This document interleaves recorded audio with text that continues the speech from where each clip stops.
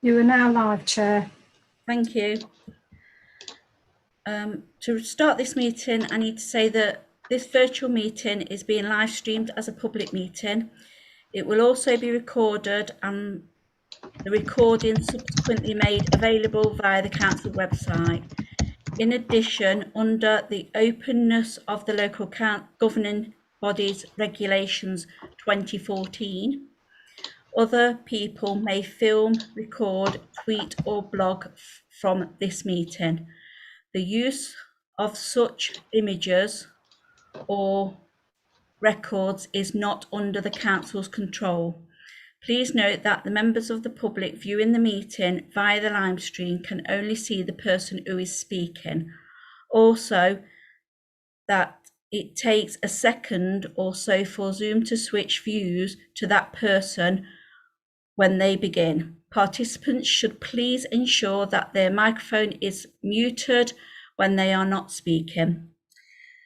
Thank you. So I need to ask everybody, see if they've understood that.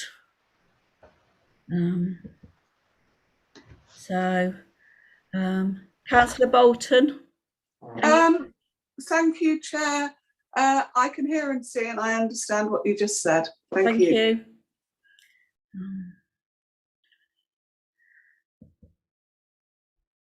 Alan Davis, did you understand what I've just read out? I fully understand what you just read out. Thank you. Thank you. Keep having to go between screens, so bear with me. Councillor Radford. Yes, I can see here and I understood what you just read out. Thank you. Thank you. Philip Hudson. Yes, I can see and hear and understand what you just said. Thank you. Okay, thank you.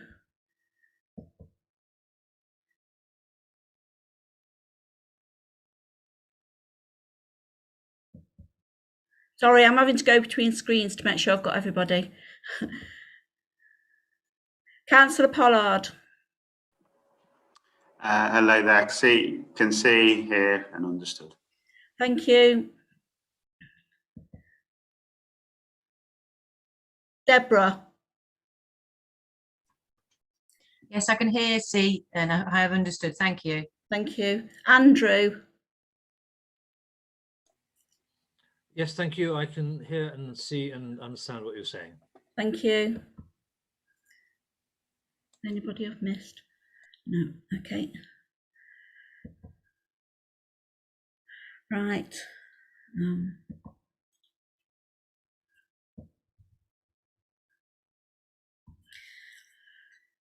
So item 1 is the voting of the chair and the vice chair. So I'd like to nominate Trish for the chair again. I think she's done a fantastic job. Do we need a seconder, Ed? Yes, we need a seconder. I'll second that. Okay, thank you, Councillor Bolton. Well done, Councillor Bolton. You did that without opening your mouth. I just put my hand up. So for the vice chair, I'd like to propose Tracy Riley for the vice chair. Thank you, Councillor Radford. Anybody would like to second that? I'll second it. Thank you, Alan.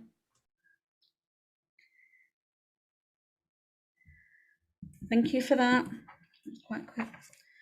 So, Ed, can we go to apologies, please? Sorry, just before we do that, is it okay if you welcome the new member of the board? Sorry. Yes, sorry, Philip. Yeah, can I just welcome Philip? He was interviewed and got onto the board, so we've got a new member. He's a tenant member, and we're looking forward to working with you, Philip. Thank you. Thank you very much. It's nice to have been invited. You'll get your head round it. It takes a while, but you do. Apologies, Ed, sorry. Is there anything I've missed, Ed? Sorry. Apologies are received from Councillor Seaton, from the Chair Trish Edwards, from the Independent Member Yasmin Ali, and from Peter Oliver, the Head of Landlord Services. Can I just quickly say, I think there's an issue with the live stream. It doesn't seem to be going out on the council website. I'm just looking now to see if I can check anything. Okay, thank you, Ed. We'll just wait a minute to check that. Mhm.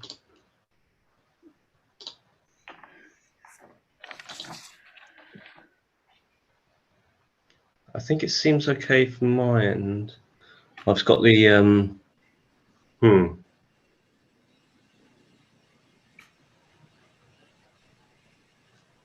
Yeah, I've got the welcome slide, but I don't know if there's a delay on it or anything.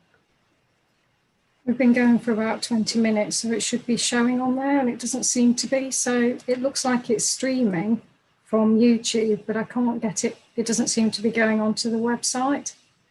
So I don't know whether you'd be prepared for me to stop the stream and restart it and see if it works.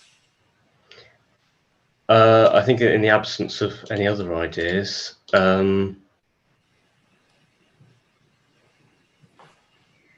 Yeah. Is that okay with you, Chair? Yeah, that's fine. Just stop So I it. will just have a go then and Thank you. stop the line. Yeah.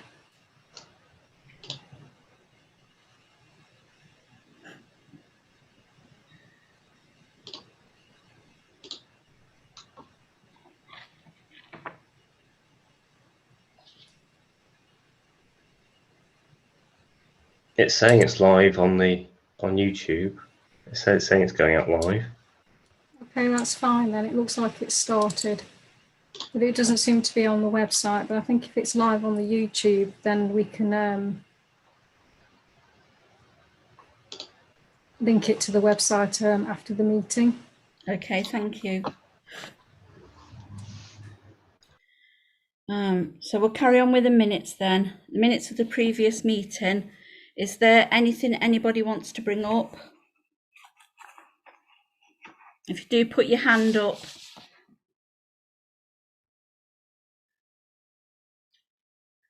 For those of you that don't know how to do that, it's the reaction button at the bottom. If you hover over your screen. No, everybody happy with that, so I have to go through. Councillor Radford, are you happy with the minutes from the last meeting? Yes, thank you. Alan, are you happy with the minutes from the last meeting, Alan Davis? Yes, thank you. Thank you.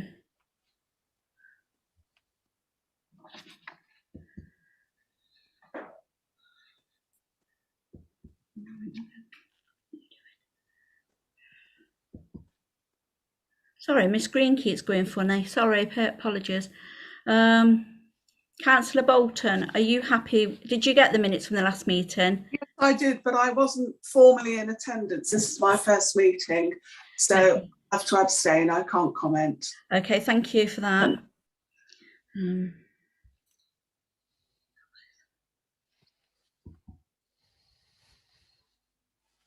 there was there's nobody else there anyway, was there? Is that everybody I've got, Ed? Have I got everybody?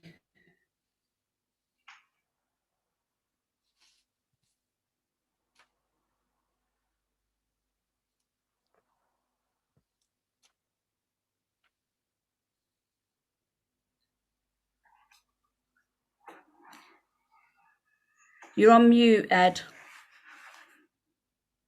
Sorry, yes. I believe that's everyone at the meeting that you've asked, as Okay. Mr. Dodson wasn't there either. So yeah. No, that's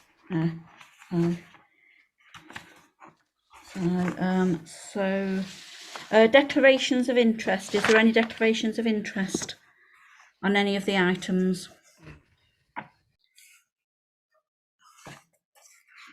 No. Okay, thank you. Right. Draft. And sorry, number 4, the draft of neighbourhood policy. Andrew, is this you? Yes, Madam Chairman, it is. Right, take it away.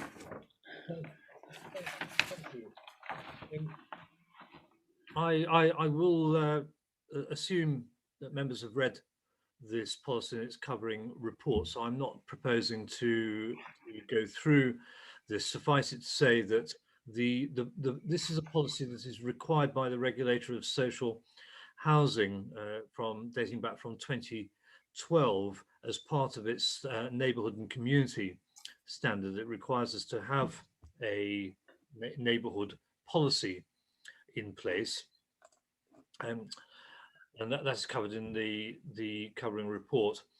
The standard requires us to describe activities in place or proposed and to be sustained to create neighbourhoods that are attractive, clean, safe and secure places where residents want to live. So that's the foundation of the standard. It does not refer to people's individual homes and properties. This is very much about the environment in which they live, be that external or communal, internal. The policy itself, which is to be found in the appendix to the covering report, lays out in familiar format a set of objectives, a scope, and then a policy statement with then ancillary things subsequent to that. I think that probably the thing to point out is on first glance, members might feel that this is quite a light policy in terms of content. However, I think it's important to point out that many things that are required under the neighbourhood and community standard that otherwise would go in the neighbourhood policy are actually covered elsewhere in other policy statements, and that is why the sort of the residual elements of the neighbourhood policy might seem, say, on first glance, to be somewhat light in content. So, Madam Chairman, that's really all I want to say about this. This fulfills a regulatory requirement of ours. It sets out our position in creating clean and safe neighbourhoods, and I'm happy to take any questions that members might have.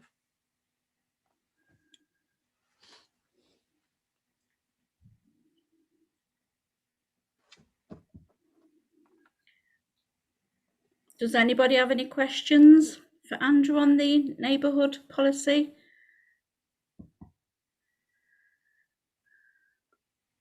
No. Well, that was quick and easy. So is there anything you want to add, Andrew? No, Madam Chairman, nothing at all. Only that this will now go to Cabinet at some time later on this year. Okay. Do you know when that will be, or is it just sometime this year? No, I don't. It needs to be incorporated into the work programme, and to be fair, there's an awful lot of landlord services material, which is good in a way, that might probably need to come first, such as the tenancy policy and the tenancy agreement and the PETS policy.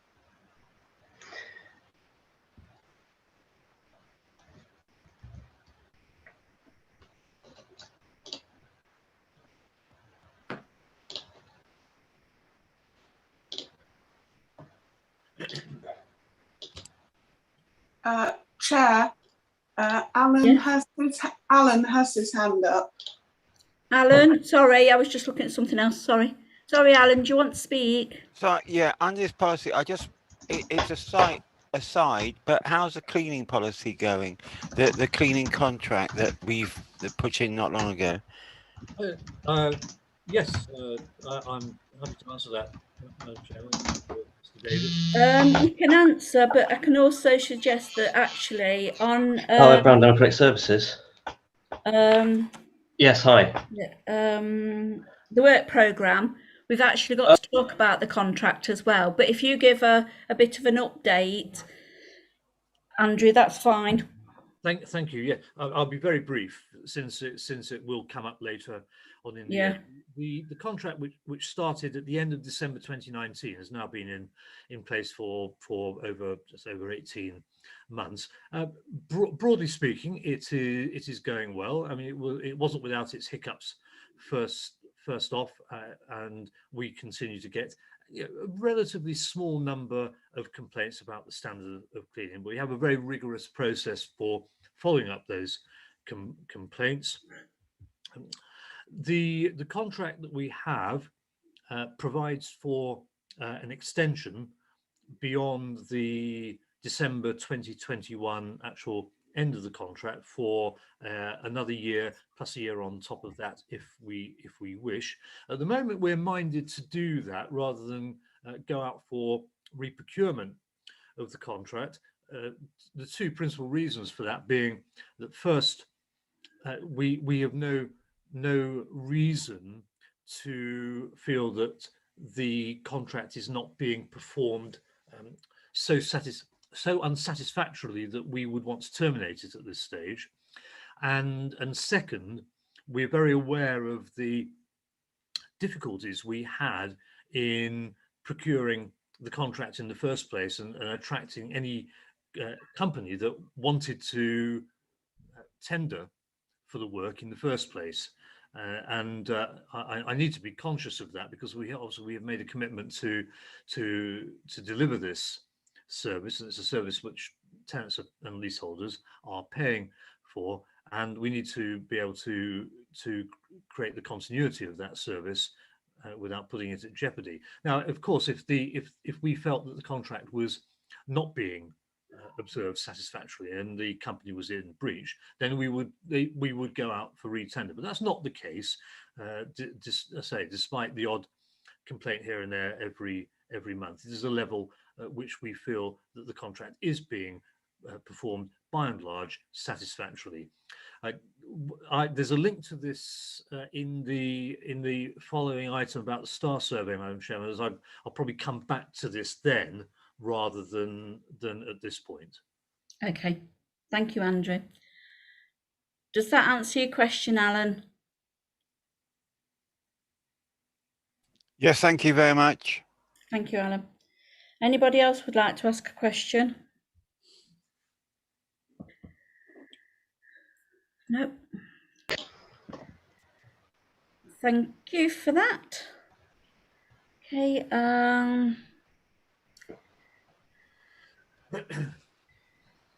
we are now going on to the performance information. Sorry, Chair, before we do, can we just make sure the board are okay to note that report? Oh, sorry. Yes, can you note that you're okay with that report? Councillor Bolton. Yes, I'm happy to note. Thank you. Alan. Happy to note, thank you. Thank you. Where am I going? Philip Hudson. Happy to note, yeah. Thank you. Councillor Radford. Happy to know, thank you. Thank you.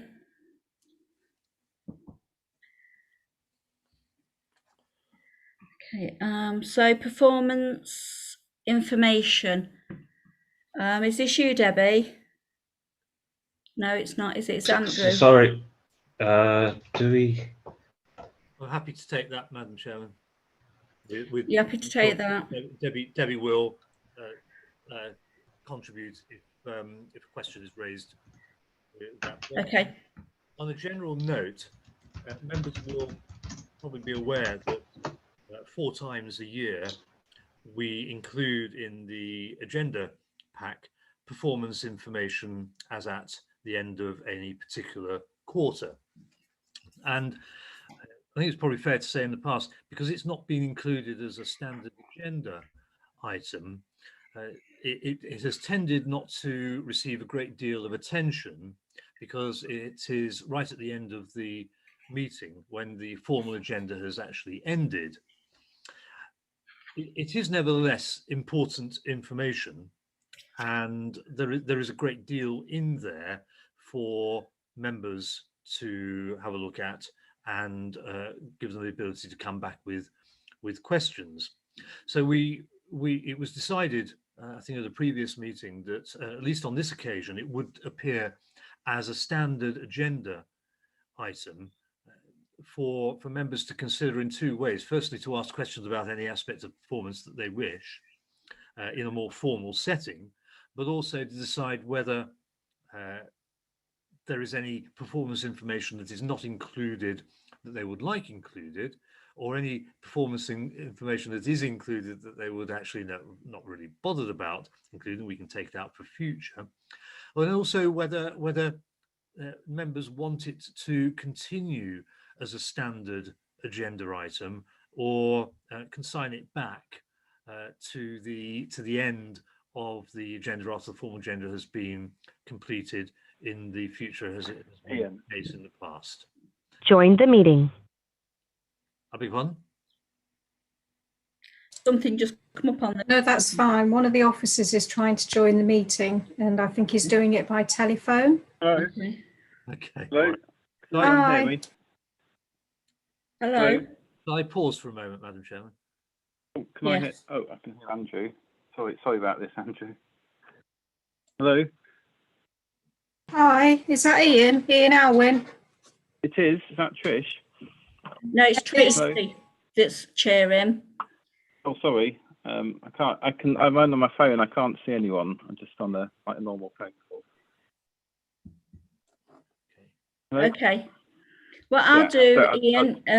Your item number 8 on the agenda, and we're just on number 6. So Okay, I'll call you in on number 8. Is that okay? Yeah, thank you. Thanks. Okay. Shall I Andrew, would you like to carry on? Yes, of course. Yes. So a number of officers put together this information. There's a lot of information here every quarter, and I think this is probably the first opportunity that we've had to just navigate members through the performance pack, which I'll do very briefly, because I'm not going to go through every item, because I'm sure members, if they wish, can ask questions on any particular item afterwards. But the performance information is made up basically of some key indicators that we have, I think, upon the request of members in the past, put together, and we divide those up between those performance indicators that have achieved a target that has been set for that particular quarter or end of year, and separate out any of those that haven't reached that target with a corresponding explanation of why they haven't. And therefore, if we go through the items on there, first there's a section on repairs, second on gas servicing, and then on rent collection, which is a key performance indicator clearly, rent arrears, general tenancy management, antisocial behaviour, more of which comes afterwards, supported housing, customer satisfaction, and then we go for the targets not met within a 5% tolerance, which is what has been decided we will report on. We then go into greater detail on rent arrears and universal credit. Now, when the universal credit was introduced a few years ago now, members specifically asked for some quite detailed information on universal credit because of the trajectory that arrears were going as a result of universal credit being introduced. And therefore, what we have here is now some quite comprehensive information on universal credit. And it may be worth members looking at this for future reference to see whether, now that universal credit is very much bedded in, irrespective of one's opinion on it, is very much bedded into the system of rent payments, and the balance between universal credit and housing benefit paid rent is forever tilting in favour of universal credit. And there's still quite a lot of mileage to go for universal credit. We still have probably upwards of 2,000 still on housing benefit, and who will move over to universal credit at a point in the future, but still to be determined by the Department of for work and pensions. Now that should have actually happened last year, but because of the pandemic, it didn't, and we don't have a date yet for when that migration will occur. So in some respects, universal credit is still quite important, but we very much have our systems and processes under control now. So we have a number of indicators of universal credit against non-universal credit. Arrears, number of graphs that members have below there. So I'm going to scroll right down because there are 8 of them altogether. We then move on to what's called the compliance report, and this is something on Debbie's side, mainly to do with things like gas servicing, electrical testing, asbestos, which gives our position on a quarterly basis on how we are performing in that very important and high risk area of compliance. And then finally, we have some more detail on antisocial behaviour, which again, I believe members specifically requested some time ago, some breakdowns of where antisocial behaviour was taking place, what sort of action we're taking, the number of cases that we have live at any one time, the number of cases that have been closed during the period, and whether they've been resolved or unresolved. So that basically, Madam Chairman, takes you through a bit of a gallop of the performance pack. So I'm quite happy, both Debbie and I, happy to take any questions on specific indicators or pieces of performance information. But I think we're also interested in what members feel about the general, the amount of information we give and how this particular item should be dealt with as part of the agenda in the future. So anybody got any questions? Yes, Councillor Bolton. Okay.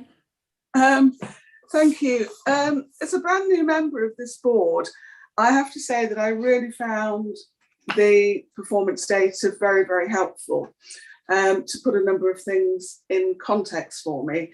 It may also have something to do with the fact that in my previous life, I was a qualified accountant, so I do tend to look at numbers in quite some detail.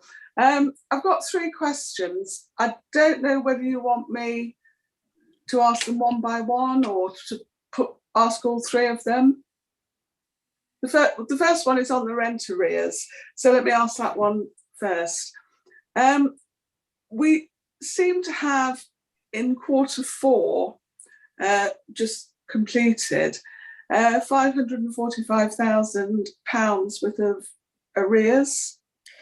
Can I just ask you, Councillor Bolton, to say what page you're looking at? Yes, sorry, Chair. Page 23, my first question relates to. I'm just interested to know what, and I do apologise if this is a silly question, but what percentage of that are we likely to recover? Is it 100%? Is it 50%? If I may answer or attempt an answer to that question, Madam Chairman, it's a very difficult question to answer. That what we expect to recover. I mean, on one level, I would say 100% is recoverable, which actually is quite important because it does compare quite significantly to void rent loss. So the rent loss that we sustain over empty properties before they're re-let. Because void rent loss is completely unrecoverable. Once it's gone, it's gone. Whereas in theory, rent arrears are all recoverable, even when the tenancy has ended. The excuse me, the actual percentage of rent arrears that we recover really is reflected in the actual level of arrears at any one time, and we have very rigorous processes in place for recovering rent arrears.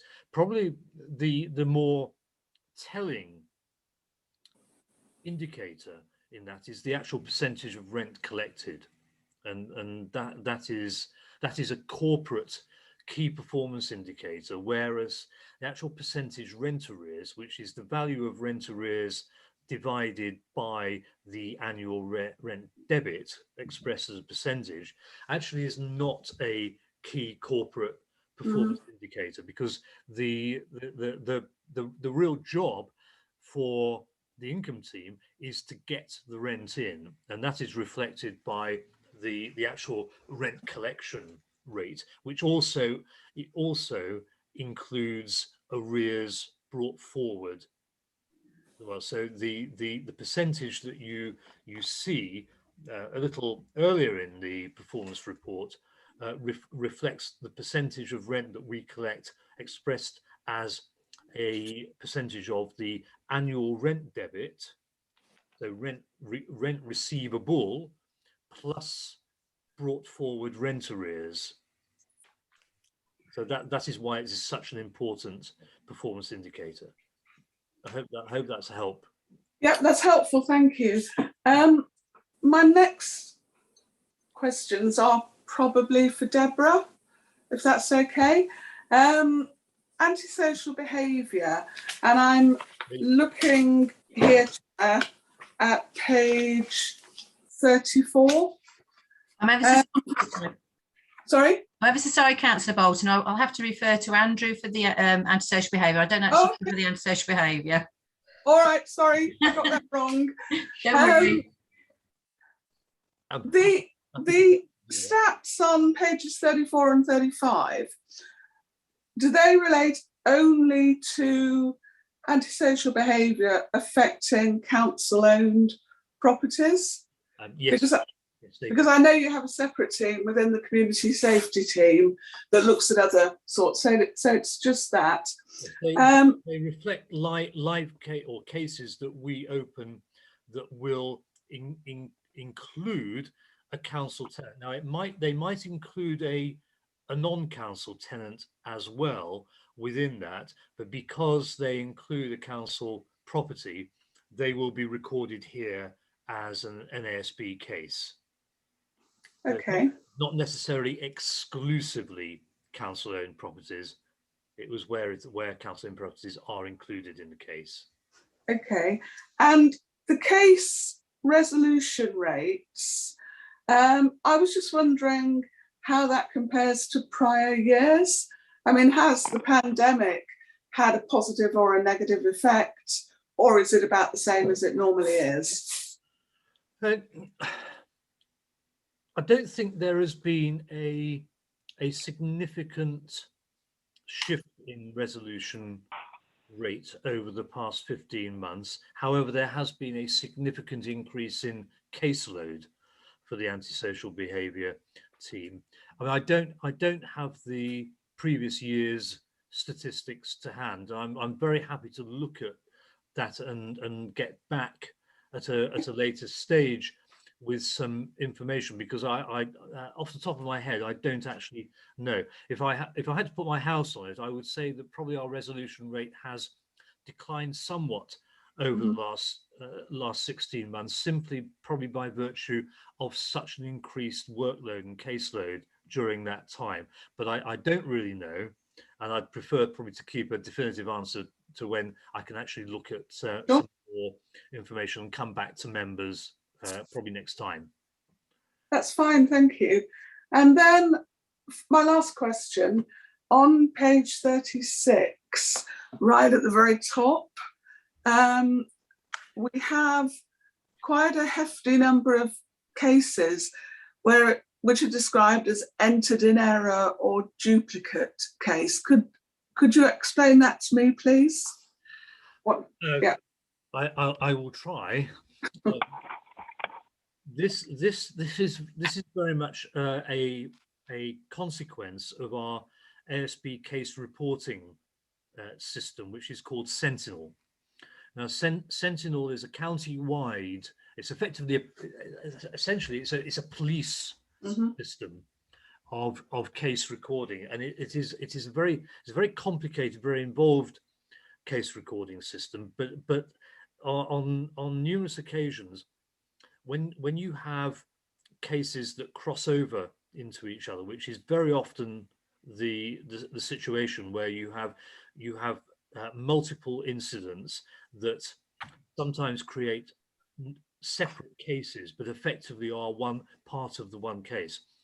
You sometimes get some duplication of caseload, and that needs to be taken into account when trying to distill that into the statistics that we report here, to try to ensure that there's no double counting in there. But it's quite an arcane system that we have here. It's very good, but it is very complicated, and we do try to eliminate those, but sometimes it's impossible to do so by their very nature, and this is why we put the comment under that cases closed as duplicates entered in error are included. So when we have a duplicated case, we close that one down, and we have to be careful of not to count that in the actual caseload.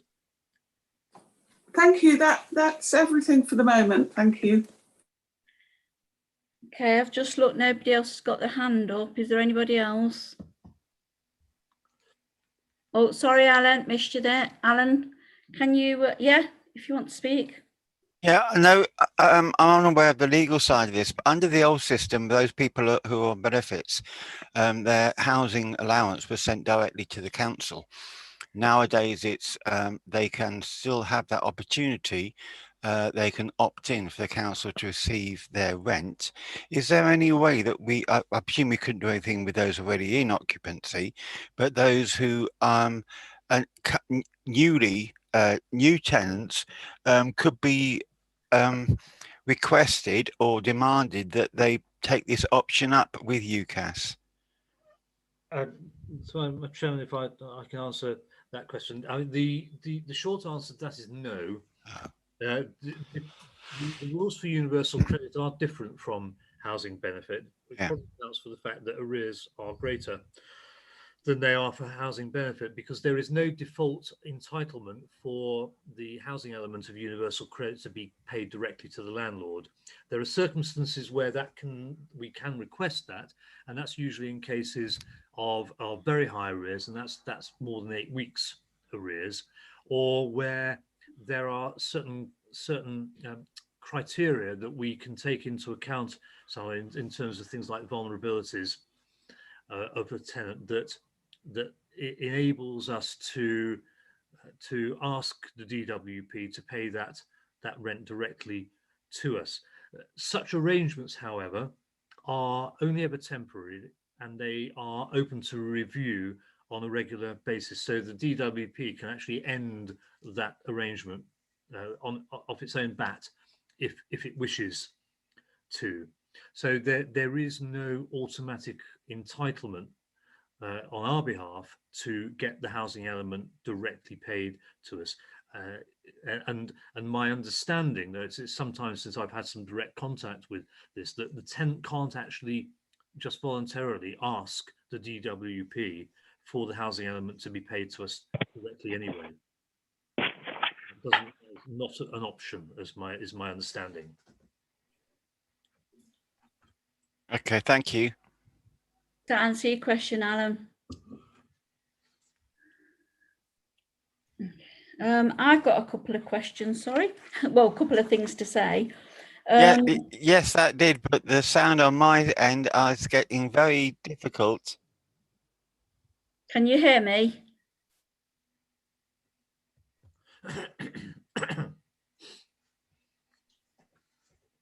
I can now, yes. Yeah, can you hear us? That's fine. On page 21, on the customer satisfaction, I'd like to, on behalf of the Lifeline, just say a well done to them, because they got 100%. So I'd like to get that passed on, please, to the staff there, because I think that's amazing, especially in the times that we've had. There was another one as well I wrote down. And also the rent team, it seems like they've struggled through this time, and I know they've had a lot of problems with people losing jobs and whatever, but they're helping people to get back on track. So I'd like to say thank you to them, really, in these hard times, because I know they would have a really hard thing of getting people to pay their rent. Thank you. And also on this form, I just wondered if everybody had agreed, could we, when the new contractor started, could we have how many kitchens, bathrooms and whatever they do, like the roofing, whatever, can we have that on this form, please, of what they've done in that time? But also, can we have what they've done for the community side of it? Because there's normally a community element as well, isn't there? So we want to know what they've done for the community as well. So can we have that on this report? Would that be okay? Yeah, Madam Chair, I'll take that away with me if that's okay. Yeah. Happy to report back on a quarterly basis what completed units we've done, and also what social value each contractor is bringing. each contractor is bringing. So that I'll report that on a quarterly basis. That's fine. Because I think me and Trish had a conversation, and we feel like that's a really good thing that the contractors are doing, and they're getting slated if they're doing bad work or whatever. But we want to also praise them for what they're doing as well in the community sort of thing. So so that we want sort of the both sides of it, if that's okay. Yeah, happy to bring that along once we have our contractors in place. Yeah, thank you, Debbie. Can that be noted, Ed, please? Yes, I've made a note of that, and I'll put that in the resolution on the minutes. Okay, thank you. Is there anybody else? Any questions? Andrew, yeah. May I just bring members' attention back to one of the questions I asked earlier in this item, whether members would like to see this as a standard agenda item habitually in the future, or do they want it just stuck back at the end of the agenda and probably not given the attention in the future that members have given it today?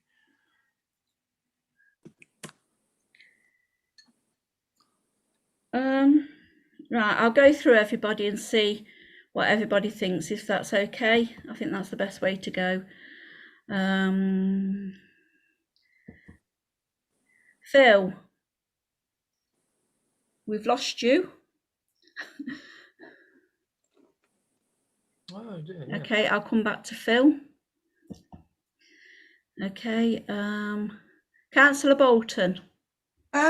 From a personal perspective, I would like to see this as part of the sort of main agenda, because I think it's important and I think it tells us an awful lot about what's happening. So that would be my personal vote. Okay. Councillor Radford? Yes, I agree with Councillor Bolton. I found it useful, and I think it's in a different format than we usually have stuck at the end, isn't it? Or I may be wrong, but sometimes things stuck at the end don't get looked at properly. Yeah, I think you're right. I think one of the things that I notice, it's a lot of percentages, not many figures. So if we can have figures as well, that would be quite good. That makes sense. Some of them have just got percentages, not figures as well. I do actually think there are some figures. I made a note of one, just bear with me and I'll find it. If you've got a particular one that you want us to, I do think the majority do have figures. We have like a cumulative. That one you covered.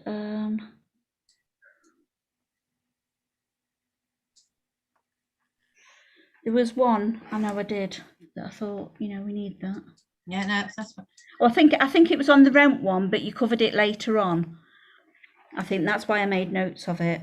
But yeah, okay, thank you. So everybody's happy with that. Can we put that down on the agenda, Ed? Please. Yes, I'll make a note of this. Right, thank you, Ed. Phil, are you happy for us to put this on the agenda, the performances? You're on mute. You're not now. Yes, I am. Yeah, thank you, Phil. Just needs to get clarification. Okay. Okay, right. Any other questions on that item? No. Okay, thank you. So we'll go to Alexandra again. Your voice will be hoarse, for the STAR survey. Thank you, Madam Chairman. This is a verbal update for members, a brief one. That as members will be aware, habitually every 2 years we carry out a tenant satisfaction survey known as STAR survey, survey of tenants and residents. And the last one took place in 2018, so was due to be repeated last year, but for reasons I don't think I need to go into, wasn't. So we bound it over until this year and have gone through a procurement exercise to identify a suitable contractor to carry out the 2021 STAR survey. That contract has recently, in fact, the last couple of weeks actually, been awarded to an organisation called MEL Research Limited, which is a company based in Birmingham. And we had our first contract inception meeting with that company last Thursday, and we have another one scheduled for tomorrow, in which we will be finalising the questions to be asked. Now, the questions that we are asking this year basically fall into 3 categories. The first category, in order for us to be able to be benchmarked against other organizations, Housemark, which is our benchmarking organization, basically constructs the STAR survey and actually signifies that there should be 5 questions that, irrespective of anything else, have to be asked, and they're called core questions. So 5 of the questions that we're going to ask, we're obliged to ask, and they're very much sort of headline information, things like overall satisfaction. There are also a choice of 20 what's called recommended questions that we can ask, and they're based on various aspects of the service, and they're broken down into what is loosely called perception and transaction. So to put that in sort of plain English, questions on perception are basically questions that, how people feel about a general aspect. So how do people feel about the neighborhood where they live, or the value for money for which their rent gives them? So they're perception questions.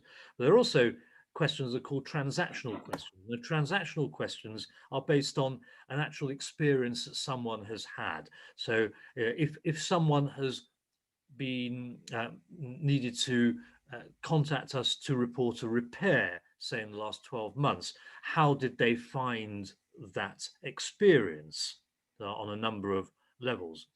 So those are recommended questions. And the third category of questions are questions that we want to ask ourselves, that aren't benchmarkable, but therefore our own internal reasons. For instance, one of the questions we're going to ask this year is along the lines of how people feel about the communal cleaning contract, and I touched upon that earlier and said I was going to say a little bit more about it later. So we think that this is an ideal opportunity to canvass tenants' views on what they feel about the communal cleaning contract, and not only just that, we're giving tenants an opportunity to say, would they like the specification for the contract to be enhanced? Would they like other things to be added onto it? For instance, window cleaning, because communal window cleaning we don't do at the moment. It's not part of the specification. But some tenants have come to us saying, why aren't we cleaning the windows? Well, the short answer at the moment is because it's not in the specification and you're not actually paying for it. But we want to use this as an opportunity to gauge tenants' views on whether they would like to add additional items in the cleaning specification when we renew the contract next year. We're also asking questions about how people feel about the service that we have given them over the past 16 months through the pandemic, because service levels have changed considerably in that time, and how tenants feel about future service delivery, whether they want a full unequivocal return to pre-pandemic nature and levels of service, or whether they probably quite like to be contacted just by phone or other methods. So we're using the STAR survey for that as well.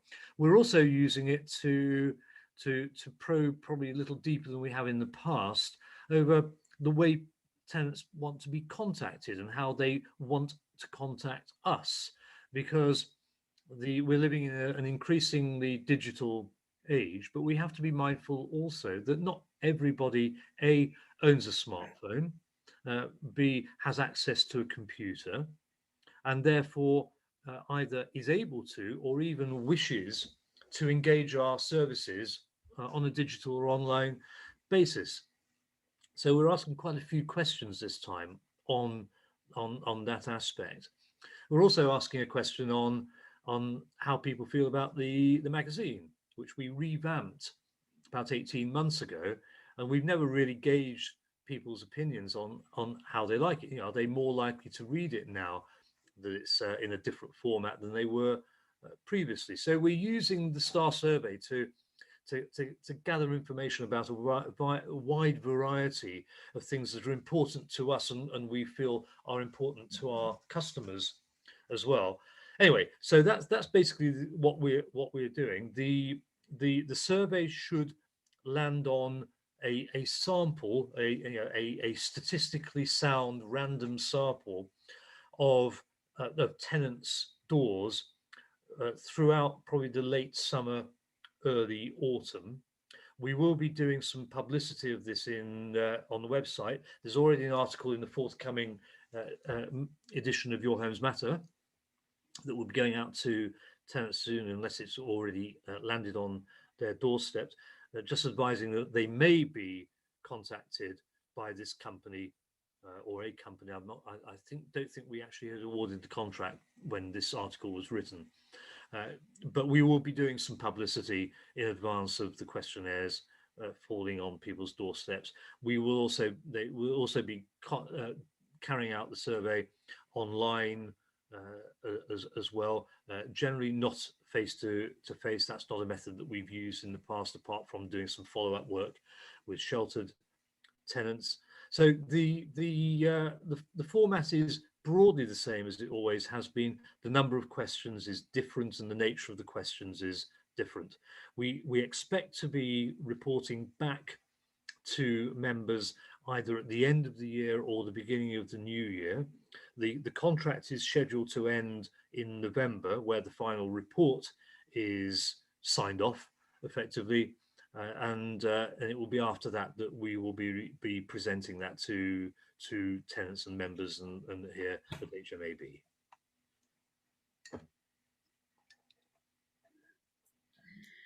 Okay, thank you, Andrew. Does anybody have any questions for Andrew on that?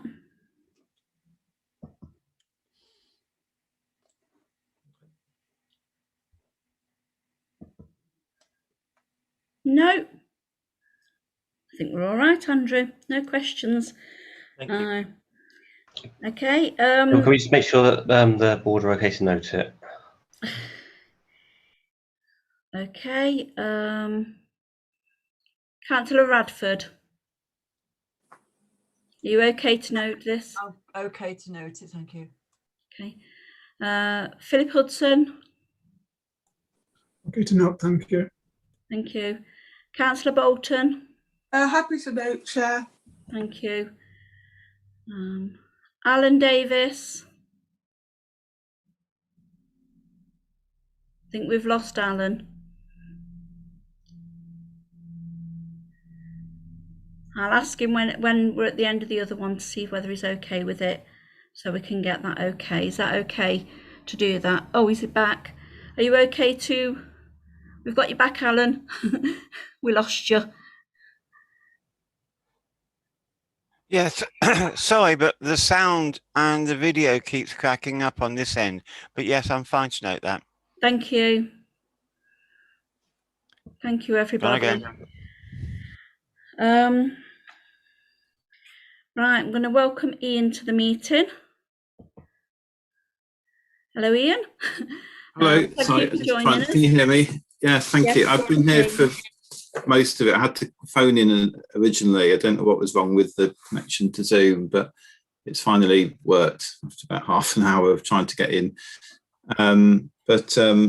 Yeah, thank you. I think if I present the outturn position for the housing revenue account, can everyone hear me? Quick view. That would be great. Can everybody hear Ian? Is there anybody that can't hear him? Yeah, okay, I think I'm unmuted. Thank you. I think the recommendation for this, it isn't on there, but again, it's one that's just really for being noted more than anything. I think I've got Neela Patel is on the call as well. I can't see her, but she's a accountancy member of staff as well, who's been working on the figures. So if you're wondering, welcome, Neela. That is Neela there? Yes, thank you. Thank you. Yeah, okay. Yeah, thanks, Neela. So obviously it was quite an unprecedented year for everything last year, and the same goes for the money side of things.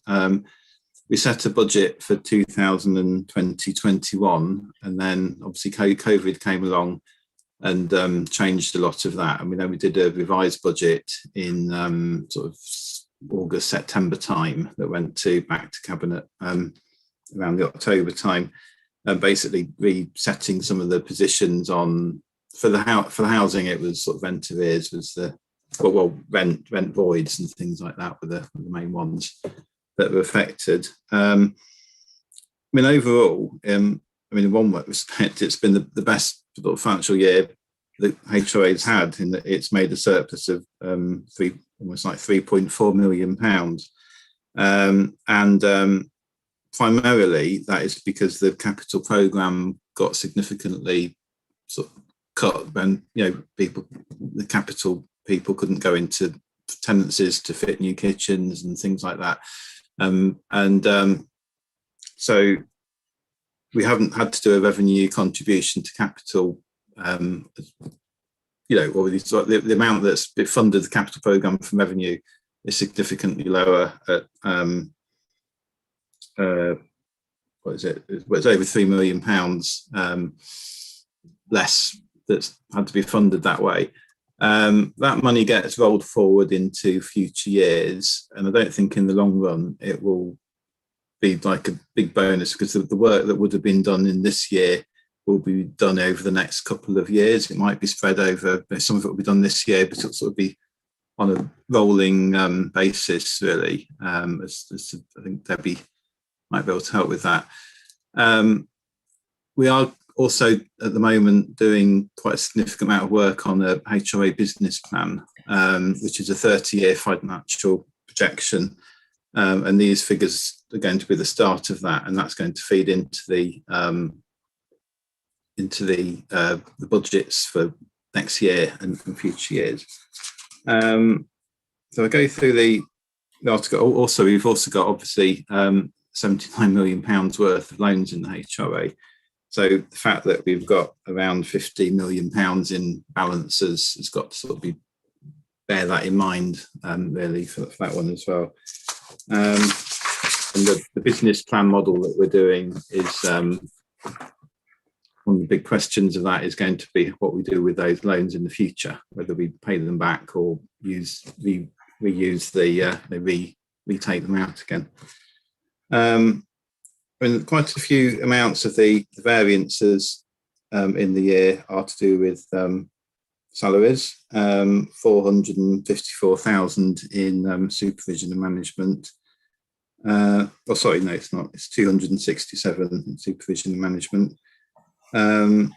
We've obviously not spent as much on furniture and things like that as well.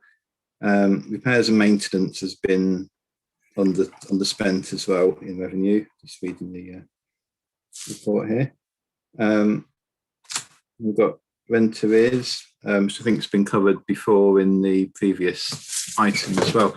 The rent arrears figures in this report are all of the rent arrears rather than just sort of current tenants. So that if there's any changes there, it's like the former tenants as well. And the STAR survey that I think Andrew was just talking about was going to be done last year, and the budget for that, which is £16,000, has been carried forward into the new year as a request from officers to the cabinet. The capital outturn, again, as I said, it was £4 million against a budget of £9 million. We still acquired quite a few properties. I think we acquired about 20. It's certainly 23 properties last year from memory, through gifted properties and the right to buy 1-for-1 receipts. We sold fewer properties as well. I think we sold 20 from memory, because again, the right to buy process got held up with COVID as well. Okay, I think that's kind of everything I was planning to say. If there's any questions, I'm happy to try and answer them. Thank you, Ian. Anybody got any questions on that? Councillor Bolton. Thank you, Ian, very helpful. I have a comment and a question. My comment really sort of links into what you said at the beginning of your presentation, which is, you know, we don't actually have that 3.3 million to, you know, really to do anything with other than what its purpose is. Yes, yeah. And from my perspective, it's simply a timing difference. You know, we weren't able to spend the money during the pandemic. Hopefully we'll be able to spend it later in the day. So we mustn't sort of, and I know that nobody's doing this, but we mustn't sort of sit on our haunches and say, phew, we're okay at the moment. So that was my comment. My question, and hopefully it's a pleasant, positive question, is on page 41. I just wondered why we'd got £62,000 more of income from the shops, land and garage rent than was budgeted in the original and the revised budget. If you don't have an answer to that now, that's fine. I can reply later this week if I haven't got an answer straight away. No, that's fine. Thank you. Yeah, thanks. Can you send that to Ed Brown? Yeah, if I send that to Ed, then, please. Yeah, thanks. Yeah. That'd be good. Thank you. Thank you. Anybody else would like to ask any questions?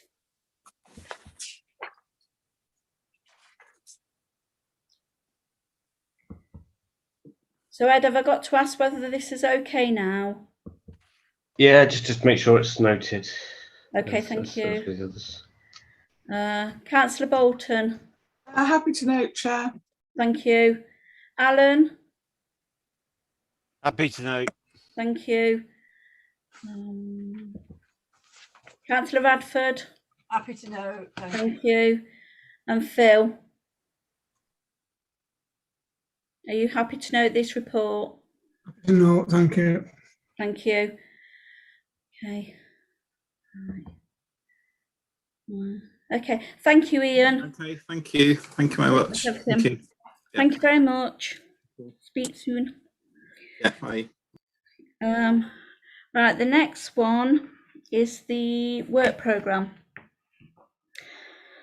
For those of you that don't know, on the last pages of your thing is work programme that gives us a rough idea of what we're going to be putting on the schedule for, because we've got a bit of time and we'll talk about this, for the next few meetings. So we've got up until January 22, I think that should be. It says 21, but it should be 22. So there's some things that obviously we have on every meeting, which is the questions from the board. So anybody can ask a question if they submit it before. We have the performance information that will go on every meeting now. And then the exempt. So if there's anybody who want to put anything on that they want to know information about, we can ask whether we can look into that. It's normally to do with housing, the housing side of it, of the the policies and procedures and anything like that.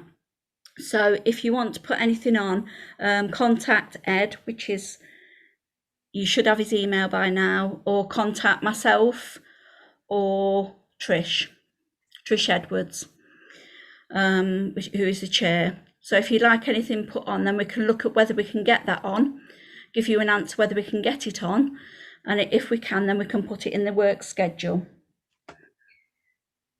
Is that right, Ed?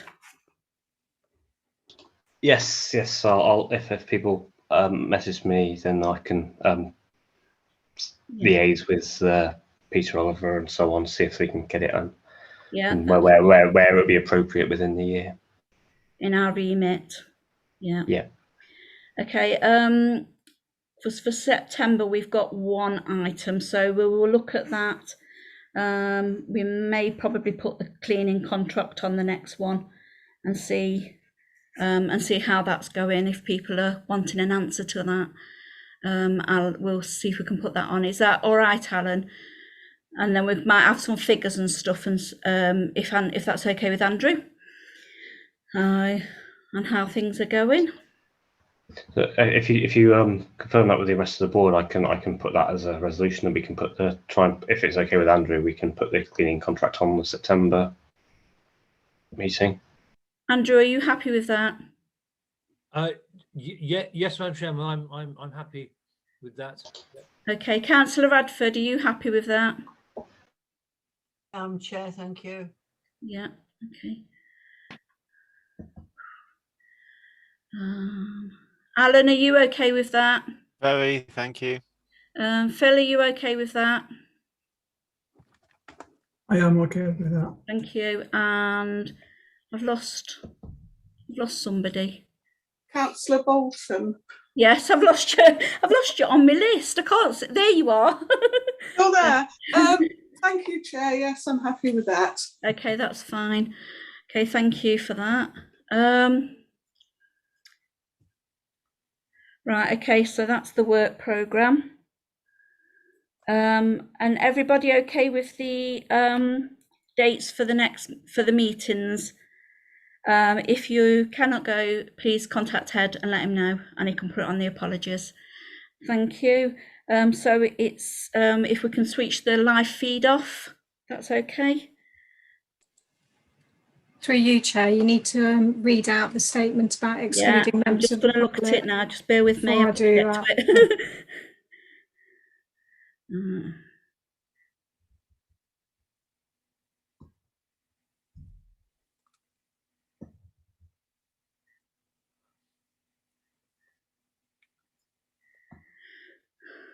So is it the bit where it says Chair to ask Ed?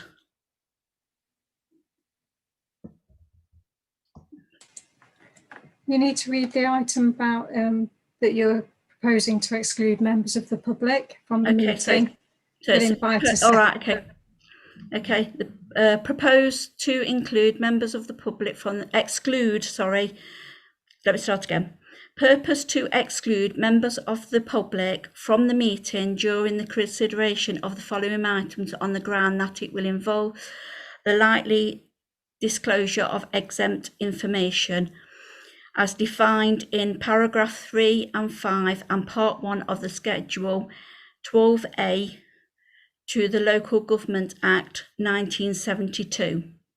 And it is considered that the public interest in maintaining the exemption outweighs the public interest in disclosing the information. So can I have a seconder to vote for that, please? I'll second. Okay, thank you, Councillor Bolton.